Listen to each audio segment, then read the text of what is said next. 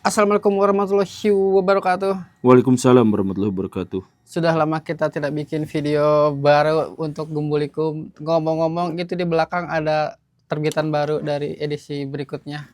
Oh ini, Heeh. ya ini, ya ada buku lagi ya. Silahkan cek. Cek di link di keranjang kuning video ini. Emang ada keranjang kuning? Ada yang kita masukin produk Oh ke gitu. situ. Aku nggak tahu namanya apa. Ya itulah. Yang ada dalam tanggung jawab saya hanya Guru Gembul Channel dan Gembulikum. Assalamualaikum Baraya, selamat datang kembali di Gembulikum. Pak Guru, ada yang bertanya di membershipnya Guru Gembul, apa yang harus dilakukan ketika perasaan untuk mengakhiri hidup tertanam dalam diri setiap hari? Agak dalam, personal. Dia cowok cewek? Namanya Zakaria. Oh Zakaria. Oke. Teknis. Pertama, datengin keluarga dan teman-teman dan hidupkan kembali hubungan baik dengan orang-orang di sekitar. Salah satu dari kebiasaan dari calon bundir mania itu adalah dia merasa kesepian dan hidup dalam kesendirian. Jadi kalau dia ada dalam begini dan begitu, ya nggak menjamin ya. Cuman maksudnya isi waktu dengan banyaknya teman ngobrol, teman curhat, teman yang bisa diajak menyelami kehidupan, memaknai, ngobrol teori konspirasi dan lain-lain, ya yang semacam itu dihidupkan lagi. Nah, ada kemungkinan orang yang terus-terusan kepikiran gimana saya bunuh diri dan lain-lain, itu bukan karena hanya masalahnya yang terlalu banyak, tapi karena dia merasa hidupnya sendirian. Itu yang pertama, itu teknis. Kemudian yang berikutnya sih ya analisis saja sebenarnya apa yang menyebabkannya, apakah dia ya punya masalah yang besar, punya masalah yang banyak dan lain-lain. Cuman kalau misalkan ada pikiran-pikiran yang semacam itu, ya tentu saja harus datang ke psikolog atau psikiater gitu ya. Cuman intinya mah analisis masalahnya dan jadikan itu sebagai bahan pikiran, bukan jadikan itu sebagai bahan penghindaran. Jadi kan banyak di antara kita tuh yang mikir misalkan, aduh hutang banyak gimana ya. Nah itu tuh harusnya dipikirin, bukan jadi penghindaran. Jadi orang yang bunuh diri itu kan berusaha menghindar dari masalah-masalah itu. Mendingan pikiran apa aja yang paling mungkin bisa jadi solusinya ya, apa aja yang paling mungkin jadi ininya, dan lain sebagainya. Tapi ini pertanyaannya karena terlalu personal, dan karena ini juga saya tidak tahu latar dari pertanyaan ini muncul kenapa. Saya nggak tahu apakah dia broken home atau tidak, saya nggak tahu dia kesepian atau enggak dan sebagainya. Tapi langkah awal yang paling teknis dan praktis itu adalah bertemulah dan bergaulah dengan orang-orang di sekitar yang saling mencinta. Bukan saling mencinta, ada orang lagi pacaran kita deketin gitu. Cuman orang-orang yang kita sayang dan dia sayang ke kita gitu. Baik itu teman, sahabat, pacar, ya suami, istri, pasangan, anak, cucu, kakek dan sebagainya, itu silahkan datangin dan intensifkan kembali obrolan dengan mereka. Itu yang teknisnya sih. Tapi kan saya ngerasa ya, kadang keinginan untuk bunuh diri itu emang kayak ini, kalau narkoba tuh kayak relapse gitu Pak Guru. Karena titik akhir penyelesaiannya bunuh diri, tapi masalah yang ingin bunuh dirinya teh beda-beda kan. Diriku tuh pernah bermacam-macam untuk pengen bunuh diri tuh karena bingung, pengen Oh, dulu pernah pengen bunuh diri ya? berkali-kali, Oh, berkali-kali. karena sendiri, karena gagal finansial, hutang banyak, karena putus cinta. Jadi setiap masalah yang kita dapatkan teh, kita ngerasa bahwa solusinya itu suicide gitu. Oh, iya makanya saya tuh nggak tahu latarnya itu karena kekurangan duit atau apa gitu, saya juga nggak tahu. Cuman intinya bunuh diri itu adalah penghindaran, dan bunuh diri itu biasanya memang apa ya, merasa bahwa dirinya tuh sendiri dan gak ada orang yang bisa nolong dia gitu. Jadi mungkin kalau misalkan kita ada teman untuk curhat, untuk cerita, untuk diskusi, untuk bisa dipalakin dan lain sebagainya, itu bisa aja sembuh gitu. Bahkan makanya Baraya, kalau misalkan ada orang yang malak juga jangan langsung vonis bahwa dia tuh jahat gitu. Bisa aja kalau seandainya dia nggak malak tuh dia bunuh diri gitu. Kan gini, saya nggak punya duit, gimana dong, saya hutang banyak. Terus di depan tuh ada orang kaya bawa duit 10 juta yang memancing untuk dipalak. Itu keinginan bunuh diri itu turun drastis di situ tuh. Gitu. Kayak nemu solusi gitu.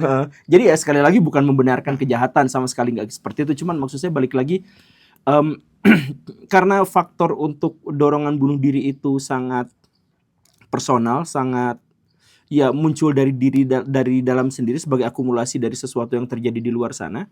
Jadi dia tuh kalau misalkan dia menemukan celah kecil aja, mungkin dia tuh bakal kembali. Kan udah putus asa, hilang harapan sama sekali. Tapi di situ tuh jadi ada harapan, ting gitu. Jadi biasanya itu tuh dia tuh akan berusaha untuk melebarkan harapan itu dan berharap ke situ gitu. Tapi ya sekali lagi ya, datang ke psikolog, datang ke psikiater untuk masalah-masalah yang seperti ini. Tapi psikiaternya yang beneran ya, jangan yang abal-abal. Datang ke psikolog murah kok. Ke psikolog saya pernah ke psikolog murah. Oh, ke psikolog murah? Murah. Berapa itu? 300 ribuan. 300 ribuan. Murah kok, jadi datang ke psikolog. Dan ini kan Zakaria itu kan membership, nanti kita ngobrol juga di Zoom. Iya, kita ngobrol aja, kita ngobrol aja sama-sama. Kalau tidak untuk menyelesaikan masalah, tapi kadang kita tuh hanya sekedar perlu temen ngobrol sih. Iya, iya butuh temen. Gitu. Oke. Gitu. Pertanyaannya serem sekali itu ya. Dan angka bunuh diri di Indonesia itu cukup tinggi. Karena film juga kali sih, nggak sih referensinya? Kita salah satu negara membership bunuh diri terbanyak di dunia. Maksudnya membership itu gimana? Iya, yang paling banyak yang paling banyak punya masalah kayak Akang Zakaria itu, setiap hari itu diteror dengan pikiran, aduh gimana kalau bunuh diri ya gitu. Itu salah satu yang paling banyak. Nah, celakanya pertama, biasanya kalau kita datang ke Pak Ustadz, jawabannya template. Banyakin ibadah, kuatkan iman, ingat neraka, kayak gitu kan sebenarnya. Ya padahal yang tadi disebutkan itu masalahnya tuh kompleks, nggak hanya harus itu gitu. Bisa aja orang yang bunuh diri itu memang memiliki keimanan yang sangat kuat gitu. Saking imannya kuat, pengen cepet-cepet ketemu Tuhan gitu. Kan bisa aja gitu. Nah jadi yang paling praktis yaitu temuin teman-teman, karena disitulah, kan saya nggak tahu temannya kayak gimana, tapi saya serahkan aja. Ya karena disitulah kita bisa bisa ngabang-berangkeun hati gitu, bisa menenangkan walaupun hanya sebentar, hanya sejenak gitu. Nah terus yang saya tadi jelaskan, data di Indonesia tentang bunuh diri itu, karena itu dianggap aib, 99% atau 90 lebih persen dari angka bunuh diri itu dilaporkan dan dimasukkan ke dalam data sebagai bukan bunuh diri, kecelakaan. Jadi misalkan ada orang yang ngegelengin diri ke kereta gitu, disebutnya. Terus surat kematian itu kecelakaan, dan itu banyak sekali, lebih dari 10 kali lipat dari angka bunuh diri yang sebenarnya. Nah makanya akhirnya pemerintah tuh gagal untuk bisa menemukan solusi. Ada nggak pemerintah membicarakan bagaimana ya menekan angka bunuh diri di Indonesia? Nggak ada kan? Ya karena datanya sangat sedikit, padahal angkanya tinggi sekali. Kalau rakyatnya makmur nggak akan kepikiran bunuh diri sih. Ya bisa katakanlah seperti itu, tapi ya itu sekali lagi, kemakmuran itu juga bukan satu-satunya faktor. Jepang juga makmur banyak juga. Iya, Jepang juga banyak yang bunuh diri gitu. Nah jadi sebenarnya bukan satu-satunya faktor. Kayak misalkan gini lah, ada nggak kaitan antara kriminalitas dengan kemiskinan? Oh ada, jelas. Ada. Tapi ternyata kriminalitas itu tidak menyebabkan kemiskinan. Gimana? Kemiskinan itu tidak menyebabkan kriminalitas. Ya memang ada kaitannya. Kemiskinan dengan kriminalitas itu ada kaitannya. Tapi kemiskinan itu tidak menyebabkan kriminalitas. Yang menyebabkan kriminalitas apa, Cik? Rasa ingin memiliki barang lain. Kesenjangan. Kesenjangan ekonomi. Kalau misalkan satu kampung miskin semua, tingkat kriminalitasnya kecil pisan. Iya. Tapi kalau satu kampung miskin semua, di kampung sebelah nyebrang sungai kaya raya semua, di situ angka kriminalitas naik gitu. Nah, jadi kemiskinan dalam hal ini pun tidak berdampak pada kriminalitas, kemiskinan juga tidak berdampak pada angka bunuh diri, karena harus ditambah dengan variabel yang lain. Misalkan yang tadi, miskin, tapi di kota, di mana dia jauh dari keluarga, dia orang perantau, dan lain-lain. Nah, ini lebih potensi. Jadi harus ditambahkan. Nah, tambahannya apa? Saya nggak tahu, Kang Zakaria. Jadi saya nggak akan jawab secara langsung. Tapi jawaban praktisnya itu adalah temuin teman-teman terdekat. orang-orang keluarga-keluarga terdekat. Kalau penyebab dia pengen bunuh dirinya gara-gara teman dekat. Atau pacar gitu ya, yang putus kayak dirimu. Kadang kita tuh nggak nemu solusi untuk masalah yang kita terima teh di saat itu juga gitu. Tapi udah bertahan aja, nanti pada akhirnya juga masalahnya lewat sendiri. Amin, amin. Pastilah itu mah.